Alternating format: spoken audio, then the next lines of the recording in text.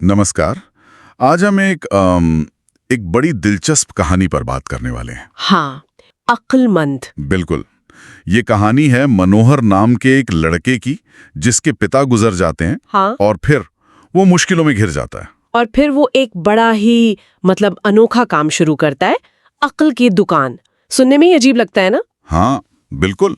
तो आज हम इसी कहानी की गहराइयों में उतरेंगे, देखेंगे कि कैसे साधारण सी सलाहें भी कमाल कर सकती हैं और कैसे प्रैक्टिकल विजडम व्यवहारिक ज्ञान किसी भी स्थिति को पलट सकता है। चलिए शुरू करते हैं। तो कहानी की शुरुआत होती है मनोहर के पिता की मौत से। उसकी परचून की दुकान थी, वो चली नहीं। तो बेचारा गांव छोड़कर शहर आ गया, सोचा कुछ करेगा। लेकिन शहर में भी बिना पैसे के क्या करता? दुकान खोलना तो आसान नहीं था। सही बात है। और यहीं उसे वो आइडिया आया, अक्ल की दुकान। कमाल का आइडिया। जाहिर है पहले तो सब हंसे होंगे, भाई ये क्या बेच रहा है। हाँ, लोगों ने मजाक उड़ाया, जिज्ञासा भी थी, पर मजाक ज्यादा था। लेकिन ये दिखाता है कि जरूरत पड़ने पर इंसान क्या कुछ नहीं सोच सकता। उसके पास पैसा नहीं था तो उसने अपनी बुद्धि को ही बुद्धि को ही पूंजी बना लिया। और पहला ग्राहक भी बड़ा मजेदार मिला, एक पंडित जी का बेटा माधव। हाँ, वो थोड़ा भोला सा था। उसके पिता ने मजाक में कह दिया कि जा अक्ल की खेती कर। और वो पहुंच गया मनोहर की दुकान पर, सच मानकर। हाँ। और उसने एक आने में अक्ल खरीद भी ली। और सलाह क्या मिली? सलाह मिली, जब दो लोग लड़ रहे हों तो खड़े होकर तमाशा मत देखो। अब ये सुनने में कितनी आम सी बात लगती है। बिल्कुल आम। पंडित जी तो गुस्सा हो गए, बोले ये क्या सलाह है। वो तो सलाह वापस करने पहुंच गए मनोहर के पास। हाँ, उन्हें लगा पैसा बर्बाद हो गया। सलाह की कीमत शायद वो उस वक्त समझ नहीं पाए। लेकिन कहानी का मजा तो अब शुरू होता है। वही माधव इत्तेफाक से राजा की दो दासियों के झगड़े के बीच पहुंच गया। अरे हाँ, वो तरबूज वाला किस्सा। हाँ, और दोनों दासियां उसे गवाह बनाने पर अड़ गईं। अब माधव फंस गया, बुरी तरह फंस गया। दोनों रानियों की दासियां थीं शायद। मामला गंभीर था। तो वो फिर भागा मनोहर के पास। और इस बार मनोहर ने दिए 10 रुपए में दूसरी सलाह। क्या सलाह थी? सलाह थी, दरबार में जाओ तो पागलों जैसा बर्ताव करना, अजीबोगरीब हरकतें करना। अच्छा, और माधव ने ऐसा ही किया? हाँ, उसने दरबार में जाकर ऐसी हरकतें की कि सबने उसे पागल समझा और वो सजा से बच गया। कमाल है। कभी कभी सीधी सोच काम नहीं आती। बिल्कुल, सिचुएशन के हिसाब से सोचना पड़ता है, भले ही तरीका थोड़ा टेढ़ा लगे। पर पंडित जी को डर लगा कि भाई राजा को सच पता चल गया तो कहीं ये पागलपन का नाटक भारी ना पड़ जाए। चिंता तो जायज थी। तो वो फिर मनोहर के पास गए। और इस बार मनोहर ने ली तीसरी सलाह के लिए 100 रुपए। हाँ, और सलाह दी कि 2 महीने इंतजार करो, फिर राजा को सब सच सच बता देना। और वैसा ही हुआ। हाँ, वैसा ही हुआ। राजा ने जब सच सुना तो वो माधव की ईमानदारी और मनोहर के बुद्धि से बहुत खुश हुए। ये बढ़िया रहा। चतुराई भी और ईमानदारी भी। बिल्कुल।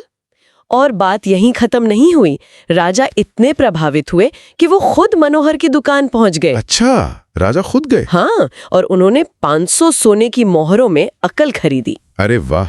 तो क्या सलाह मिली राजा को? सलाह थी, कोई भी काम करने से पहले अच्छी तरह सोच विचार कर लेना चाहिए। दूसरों की बातों पर आंख मूंद कर भरोसा नहीं करना चाहिए। ये तो बहुत ही सामान्य सी बात लगती है, हर कोई जानता है। हाँ, लगती सामान्य है, लेकिन इसका असली वजन तब पता चलता है जब जान पर बनाए। और ऐसा ही हुआ। बिल्कुल। कुछ समय बाद राजा बीमार पड़े और उनके महामंत्री ने वैद्य के साथ मिलकर साजिश रची राजा को जहर देने की। वैद्य दवा लेकर आया। राजा जैसे ही दवा पीने वाले थे, उनकी नजर उस ताबीज पर पड़ी जिसमें मनोहर की सलाह लिखी थी। सोच विचार कर लेना चाहिए। हाँ, बस वो एक पल के लिए रुके, सोचा, वैद्य से सवाल जवाब किए। और साजिश का पर्दाफाश हो गया। हाँ, राजा की जान बच गई। वो मामूली सी लगने वाली सलाह जान बचाने वाली साबित हुई। ये तो सच में कमाल है। इसके बाद तो मनोहर की जिंदगी बदल गई होगी। बिल्कुल। राजा ने उसे अपना नया महामंत्री बना दिया और वो अपने न्याय के लिए मशहूर हो गया। और फिर आता है वो जौहरी वाला मामला, नंद किशोर का। हाँ, वो भी बड़ा दिलचस्प किस्सा है। नंद किशोर जौहरी था, वो तीर्थ यात्रा पे जा रहा था। उसने अपने कीमती हीरे कहाँ छिपाए? अचार के मर्तबान में, और वो मर्तबान अपने दोस्त मेघराज के पास अमानत रख गया। अचार के मर्तबान में हीरे? क्या तरीका है। हाँ, लेकिन जब वो लौटा तो मर्तबान तो मिला, पर हीरे गायब थे। मेघराज ने कहा, मुझे कुछ नहीं पता। तो कोई सबूत नहीं, कोई गवाह नहीं, मामला फंस गया। और मामला आया नए महामंत्री यानी मनोहर के पास। अब यहाँ मनोहर ने क्या किया? उसके पास तो कोई सीधा रास्ता नहीं था। यहीं उसकी चतुराई काम आई। उसने शाही बावर्ची को बुलाया। बावर्ची को क्यों? उसने बावर्ची से कहा कि जरा इस मर्तबान का अचार चक्कर बताओ कैसा है। अच्छा, फिर? बावर्ची ने चखा और कहा, हुजूर, अचार तो बढ़िया है, पर ये ज्यादा पुराना नहीं लगता। मुश्किल से 2 महीने पुराना होगा। लेकिन मर्तबान तो 6 महीने पहले दिया गया था। पकड़ लिया। हाँ, मतलब अगर अचार 2 महीने पुराना है तो जाहिर है कि पुराना अचार निकालकर नया भरा गया है। मेघराज का झूठ पकड़ा गया। उसने अपना गुनाह मान लिया। वाह, क्या तरीका था न्याय करने का, बिना किसी गवाह के, सिर्फ अवलोकन और तर्क से। बिल्कुल। ये दिखाता है कि सच्चाई कई बार छोटी छोटी डिटेल्स में छिपी होती है, जैसे अचार के ताजेपन में। तो इस पूरी कहानी से मतलब कई बातें सीखने को मिलती हैं। प्रैक्टिकल विजडम, चतुलाई। हाँ, और सोच समझकर काम करना कितना जरूरी है।